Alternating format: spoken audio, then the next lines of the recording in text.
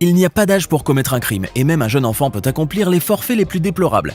Mais est-ce que cela justifie-t-il le fait de le condamner à une peine d'adulte alors même qu'il est à peine plus haut que 3 pommes? Pour certains tribunaux, en tout cas, la réponse est clairement oui. Et leurs magistrats n'hésiteront jamais à distribuer les peines les plus lourdes, même si l'accusé est en couche-culotte. Mais à quoi donc peut bien penser un juge lorsqu'il applique une peine de prison à perpétuité à un jeune ado acnéique et tremblotant?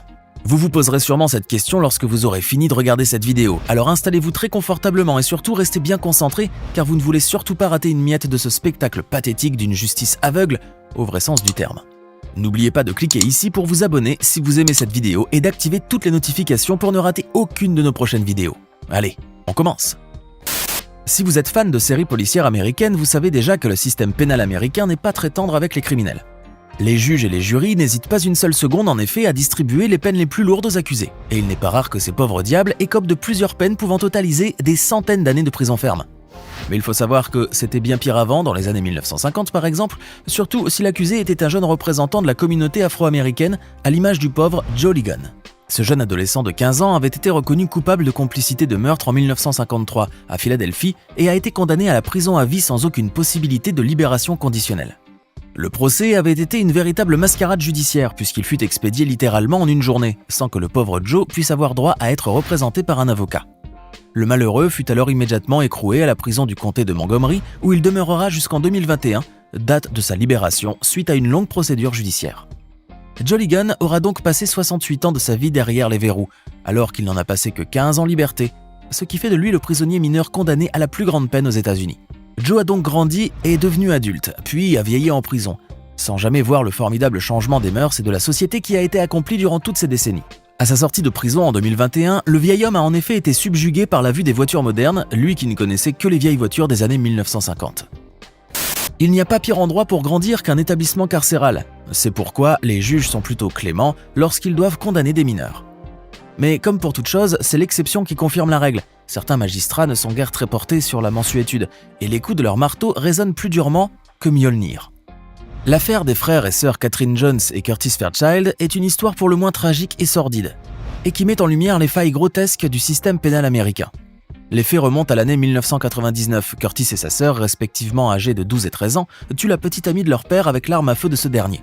Les deux jeunes enfants prévoyaient également de tuer leur père, ainsi qu'un autre membre de la famille qu'ils accusaient d'abuser d'eux sexuellement. Pourtant, malgré les preuves évidentes de la maltraitance qu'ils subissaient quasi quotidiennement, Curtis et sa sœur feront face à un procureur vindicatif et à un juge insensible et ils seront ainsi condamnés à 18 ans de prison ferme pour meurtre au second degré. Les deux jeunes enfants ont donc grandi derrière leurs cellules, alors que les enfants de leur âge jouaient encore à la marelle et à saute-mouton dans les cours de récré. Ils ne sortiront qu'en 2015 en tant que trentenaires, les meilleures années de leur vie ayant été passées sous les verrous. On a beau critiquer la sévérité de certains juges envers les mineurs, mais il n'en demeure pas moins que certains enfants se révèlent être de véritables monstres humains, qui ne méritent rien de moins que les plus terribles châtiments. L'histoire horrifique d'Antonio Barbeau et de Nathan Pape ressemble à s'y méprendre à un scénario de film d'horreur avec un massacre sanglant et immoral. Ces deux jeunes garçons étaient âgés de seulement 14 ans lorsqu'ils commirent l'irréparable, en tuant avec sauvagerie une vieille dame de 78 ans après s'être introduits dans son domicile pour le cambrioler. Armés d'une hache et d'un marteau, les deux jeunes démons ont alors littéralement charcuté cette pauvre mamie, laissant un véritable bain de sang sur la scène du crime. Mais le pire dans cette boucherie humaine, c'est que la victime n'était nulle autre que sa propre arrière-grand-mère de Barbeau. Lors de leur procès, le juge a été si horriblement stupéfait par leur crime ignoble perpétré de sang-froid qu'il a décidé de les condamner tous deux à la prison à vie, avec un minimum de 36 ans à passer derrière les verrous. Condamnés en 2013, les deux assassins ne pourront donc sortir de prison qu'en 2049, alors qu'ils seront âgés de 50 ans. Voir des enfants porter les habits orange des prisonniers peut sembler fort déroutant de prime abord, voire carrément dystopique. Mais la vérité qui fait mal ici, c'est que même les gosses peuvent accomplir des horreurs, les adultes n'ayant pas vraiment le monopole de la cruauté. Sur ces images très poignantes, vous pouvez voir un jeune garçon se tenir devant le juge, complètement effarouché et intimidé par l'ambiance glaciale et sévère du tribunal. Ce jeune adolescent de 14 ans s'appelle Joshua Phillips, et s'il se tient ainsi devant les magistrats, c'est parce qu'il a massacré une jeune fillette de 8 ans à coups de batte de baseball, avant de cacher son cadavre sous son propre lit. Poussant le sadisme jusqu'au bout, Joshua participa même aux recherches de la jeune fille avec les équipes de bénévoles, croyant par là qu'il allait pouvoir brouiller les pistes. Ce fut sa propre maman qui, découvrant le corps mutilé de la jeune fillette, appela la police et le jeune garçon fut alors arrêté dans la cour de récré de son école, devant ses camarades de classe et ses professeurs interloqués. Le jeune assassin se verra alors condamné en 1999 à la prison à vie, sans possibilité de libération conditionnelle. Aujourd'hui âgé de 38 ans, Joshua a grandi en prison et il y a très peu de chances qu'il ne puisse jamais en sortir. Rares sont les enfants qui aiment l'école, mais ce n'est tout de même pas une raison pour tuer son institutrice, n'est-ce pas ? Pourtant, ce jeune adolescent britannique de 15 ans avait décidé de passer à l'acte en liquidant physiquement sa professeure de langue espagnole en pleine classe. Armé d'un long couteau de boucher qu'il avait dissimulé dans sa manche, Will Cornick a en effet littéralement trucidé la pauvre enseignante de 61 ans qui était à quelques mois de prendre sa retraite. Après avoir accompli son terrible méfait, Cornick n'éprouva aucun regret ni remords, mais plutôt de la fierté, témoignant ainsi contre lui-même de son intolérable cruauté. Jugé psychotique mais apte intellectuellement, le jeune meurtrier se verra condamné à la réclusion criminelle à perpétuité par la justice anglaise.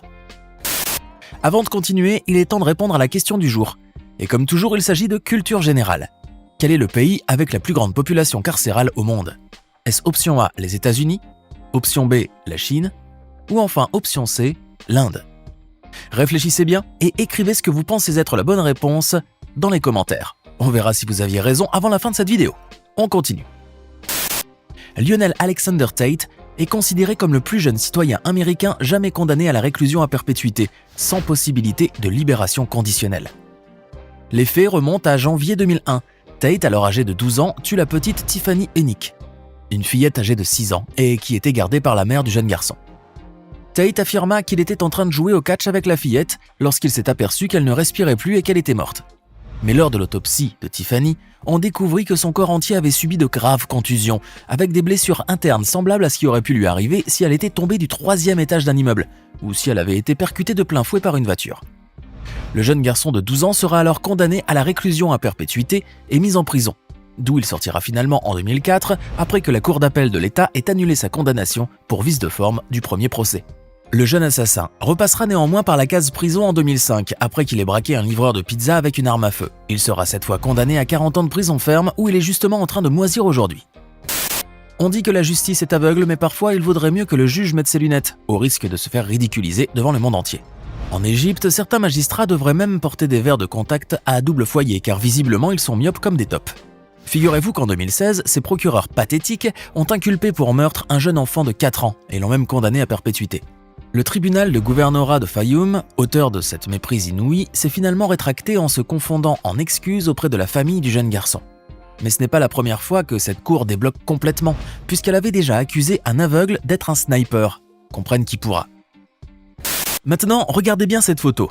Et dites-nous si le spectacle de cet enfant menotté et portant une combinaison de tôlards plus grande que lui n'est pas la chose la plus tragique et la plus mélodramatique que vous ayez vue de toute la journée. Pourtant, si vous saviez ce que ce jeune garçon, qui semble si innocent, a fait, vous seriez probablement dégoûté. Christian Hernandez, âgé de 12 ans, a en effet sauvagement assassiné son demi-frère de 2 ans et demi en 2011, en lui fracassant la tête contre une bibliothèque. Ce meurtre commis de sang-froid lui a donc valu une condamnation à la prison à vie, mais il sera finalement relâché 7 ans plus tard en 2018, un jour après avoir eu 19 ans. Le cas Agnès Marin est une affaire criminelle qui avait défrayé la chronique française en 2011 et qui fait encore couler beaucoup d'encre jusqu'à aujourd'hui. Et pour cause, le principal inculpé dans cette affaire était mineur au moment des faits, ce qui en France enclenche une procédure judiciaire spéciale. Mathieu M. était en effet un jeune lycéen de presque 18 ans, mais qui n'avait pas encore atteint l'âge de la majorité au moment où il perpétra le viol et le meurtre d'une jeune fille de 14 ans dans l'établissement scolaire qui les abritait. L'affaire a fait beaucoup de bruit, d'autant plus que le meurtrier était en fait un violeur récidiviste et qu'il aurait dû être mieux surveillé. Mathieu M sera finalement condamné à la réclusion criminelle à perpétuité en 2013 et depuis il purge sa peine à la maison centrale d'Essisheim dans le Bas-Rhin. Et comme toujours, sur votre chaîne YouTube adorée, nous vous avons réservé le meilleur pour la fin. Enfin bon, vu les circonstances, on va plutôt dire que c'est le pire, comme vous allez pouvoir le constater tout de suite. Ce jeune garçon qui ressemble un peu à Harry Potter avec sa frange et ses grosses lunettes semble si innocent et si angélique que l'on s'imaginerait même pas qu'il ait pu faire du mal à une mouche. Pourtant, cet enfant est le diable en personne, puisqu'il a torturé et assassiné un jeune garçon de 4 ans avec le sang-froid d'un tueur à gages. Eric M. Smith n'avait en effet que 13 ans lorsqu'il a commis son crime abject le 2 août 1993. En raison de son jeune âge, il sera finalement condamné à une peine allant de 9 ans à la prison à vie, avec possibilité de liberté conditionnelle. Cette dernière lui sera néanmoins refusée à 10 reprises avant qu'il ne puisse finalement en bénéficier en 2021, soit après 27 ans d'incarcération. Maintenant, dites-nous dans les commentaires ce que vous pensez de ces enfants condamnés à des peines de prison à vie. Et pour le quiz du jour, la réponse est bien le A. C'est bien en Amérique que se trouve le plus de prisonniers, avec un total de plus de 2 millions d'individus incarcérés dans une prison. J'espère que vous avez été nombreux à trouver la bonne réponse. N'oubliez pas de vous abonner et de cliquer ici pour regarder une autre de nos vidéos.